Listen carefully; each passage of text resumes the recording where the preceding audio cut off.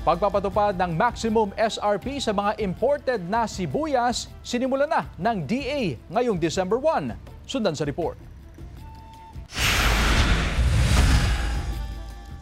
Ipinatutupad na ng Department of Agriculture ang maximum suggested retail price sa mga inaangkat na sibuyas. Sa pahayag ng DA, dapat ay hindi tataas sa 120 pesos ang kada kilo ng imported na pula at puting sibuyas.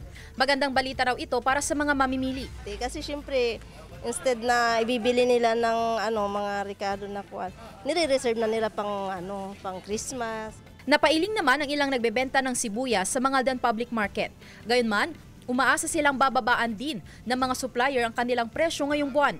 Siyempre, pag kinuha din namin doon mataas, hindi namin pwedeng ibigay ng ganon. So kung ano po yung makuha namin doon sa merkado, sa bagsakan, siyempre iyan din namin.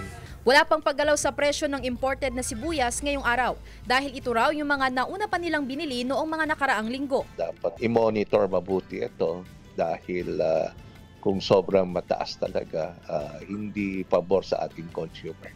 Ayon sa Sinag, ang imported onions ay may landing cost na nasa 40 to 60 pesos kada kilo, kaya't sapat naman daw ang 120 pesos SRP. Giit ng DA, bagamat may bahagyang pagbaba sa supply ng sibuyas, hindi ito dahilan sa doble at tripling pagtaas ng presyo nito.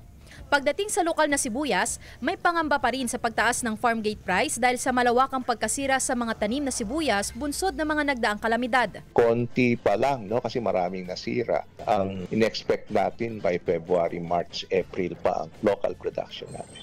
Tiniyak ng DA na magkakaroon ng konsultasyon sa anumang price ceiling sa lokal na sibuyas. Kasama si Daryl Peralta, Sandy Salvacio, One North, Central Luzon.